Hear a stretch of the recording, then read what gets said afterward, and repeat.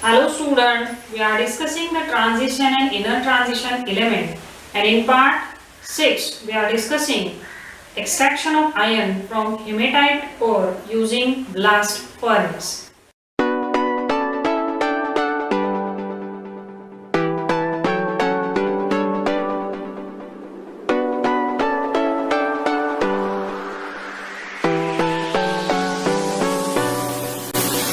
Hematite, we know the formula Fe2O3. From that we are getting here metallic iron. So what kind of a step we are going to discuss over here? We are seeing here iron is extracted from hematite by its reduction using coke and limestone. In presence of limestone, firstly coke, that is carbon, is reduced to carbon monoxide. Carbon and carbon monoxide together reduces Fe2O3 to metallic iron. Limestone acts as a plus. It combines with the gangue material to form molten slag. Extraction of iron from hematite ore involves the following steps. The first is, as usual, is a concentration. The concentration, the powdered ore is washed in powerful current of water introduced into the hydraulic classifier. The lighter gangue particles are separated and the concentrated ore is collected at the bottom. The next is being roasting. The concentrated ore is heated in a current of air. The sulfur and arsenic impurities present in ore get converted into their oxides and escape as a vapor. Ferrous oxide in the ore finally getting converted into Fe2O3. So 4 of FeO plus O2, the reaction getting the product twice of Fe2O3. The roasted ore is converted into lumps by sintering. The third step is the reduction, that is also called as a smelting. Reduction carried out in a blast furnace. The blast furnace is nothing but it is a tall cylindrical steel tower lined with refractory bricks.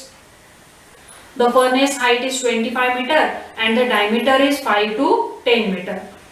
The blast furnace works on the counter principle, that is the charge comes down and the hot gases comes up in the blast furnace. Charge fed through the cup and cone arrangement. Furnace consists of 3 parts: hearth, wash and stack. The charge containing ore and limestone is introduced into the furnace through cup and cone arrangement. The cone enables uniform distribution of the charge and cup prevent the loss of gases. A blast of preheated air is introduced into the furnace below the wash. The charge and the hot air come in contact with each other and various reaction takes place. So we overlook at the chart which distribute the kind of a step taking place during the extraction of the hematite ore into metallic Fe. So iron ore, that is hematite, is undergone crushing and grinding. Then it is undergone first step, that is the concentration. Concentration may be carried out by 4 different ways: magnetic separation method, gravity separation method, leaching method or froth flotation method. Now, after following the first step, that is the concentration, we go forward for the reduction. Reduction is done by various methods, that is the reduction by coke, reduction by carbon monoxide, reduction by heat, reduction by aluminium, reduction by electrolysis. Now, after reduction, that is the second step, the third step is refining. During refining we will get the 99.9% pure iron. Refining may carried out by liquefaction process, distillation process, oxidation process, or may be carried out by electro refining. Now take a overlook of the blast furnace, which include the various kind of sections over here. The reactions in the blast furnace, there are different temperature zones in the blast furnace. The temperature goes on increasing from top to bottom in the furnace. At the top the temperature is 500 Kelvin. At the top the temperature is 500 Kelvin. Maximum temperature of the furnace is 2000 Kelvin above the tire. There are three temperature zone in the furnace as we described earlier: zone of combustion, zone of reduction, and zone of slag formation. In zone of combustion, see the figure carefully here. Combustion of coke with O2 in air takes place. In the zone of reduction, reduction of Fe2O3, that is the hematite ore, to metallic ion takes place. And in the third zone, that is zone of slag formation, formation of slag by the reaction of gangue with limestone taking place during this zone. So these are the zones in the blast furnace. See the reaction, see the blast furnace figure very carefully. Now let us look over the chemical reaction taking place in different zones of blast furnace. First we will see the zone of combustion. There is a 5 to 10 meter of the, this is a 5 to 10 meter from the bottom. The hot air blown through the tire react with the coke from the charge to form carbon monoxide. So the reaction is carbon plus 1/2 O2 giving carbon monoxide. The heat evolved over here, heat is taken out, is the minus 220 kJ. The reaction is highly exothermic. Thus the temperature of the zone is around 2000 Kelvin. Some of the carbon monoxide form dissociate to form the finely divided carbon here. So twice of CO will give twice of carbon plus O2 again here. The hot gas rich in CO, carbon monoxide, rises upward in the blast furnace. The charge coming down the blast furnace gets heated and react with carbon monoxide. Carbon monoxide here acts as a fuel and also it acts as an reducing agent. Now in the second zone, that is zone of reduction, which is near about 22 to 25 meter near the top. Here the temperature is around 9000 Kelvin. Fe2O3 is reduced to spongy ion by carbon monoxide. So the reaction is Fe2O3 plus thrice of CO giving twice of Fe plus thrice of CO2. Some amount of Fe2O3 is reduced to iron by carbon also. So Fe2O3 plus thrice of carbon giving twice of Fe plus thrice of carbon monoxide. Third, that is the zone of slag formation. This area is about 20 meter around unit. The gangue present in the ore is converted to slag. Slag can be removed very easily. The slag can be used to making the road foundation. Temperature of this zone is 12,000 Kelvin. The gangue contains silica, alumina and phosphates. Removal of this gangue is effected by adding limestone in the charge, which acts as a flux. Flux is used here to remove the gangue in the form of slag. Limestone decomposes to give CaO, that is the quicklime. CaCO3 decomposes to give CaO and CO2.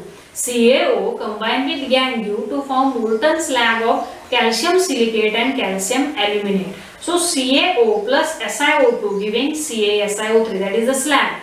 Now this CaO again react with Al2O3 to give 4 of Ca3AlO3 plus thrice of O2. Now in the zone of fusion, which is around 15 meter of the height, here MnO2 and Ca3PO4 twice present in the iron ore are reduced to Mn and phosphorus respectively.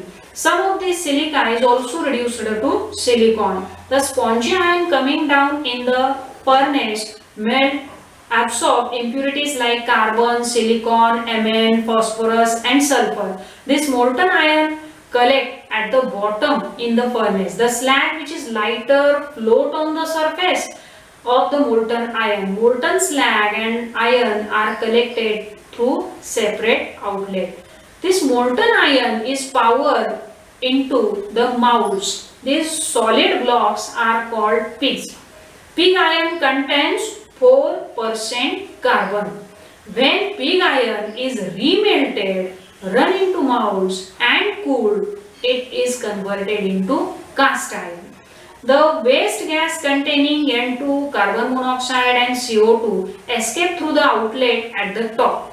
These hot gases are used for preheating the blast furnace. And the fifth step, which we carry during the extraction of Fe is refining. Here the 99.9% pure iron can be obtained by electrolytic refining of impure iron or other method given in the flow chart. Now take the summary of the reaction taking place in the blast furnace at different temperature zone. At the temperature 500 Kelvin, the changes taking place is loss of moisture from ore, it is evaporated. That means all moisture is evaporated at 500 Kelvin. Then in 900 Kelvin temperature zone, reduction of ore by carbon monoxide takes place. That reaction I am repeating here again, Fe2O3 plus thrice of CO giving twice of Fe plus thrice of CO2. In 12,000 zone Kelvin, decomposition of lime takes place to form, here the reaction is CaCO3 to form CaO plus CO2. Here CaO is used as an flux. At 15,000 Kelvin, reduction of ore by carbon takes place, Fe2O3 plus thrice of carbon giving twice of Fe plus thrice of CO. At the temperature 2000 Kelvin, two reactions, two changes taking place, fusion of iron and slag formation. Fusion of iron, the reaction is CaO plus SiO2 giving CaSiO3, slag formation takes place over there. And here we discussing about the commercial form of iron. Iron is of three kinds, that is cast iron, wrought iron and steel. What is the difference between the cast iron, wrought iron and steel? Cast iron is hard and brittle, wrought iron is very soft and steel is neither too hard neither too soft. Cast iron contains 4% carbon, wrought iron contains less than 0.2% carbon and steel contains 0.2% or 2% of the carbon. Cast iron is used for making pipes, manufacturing automotive parts, pots, pans and utensils. Wrought iron is used for making pipes, bars, for stay-bolts, engine bolts and rivets. And steel is used in buildings, infrastructure, tools, ships, automobiles and weapons. Thank you.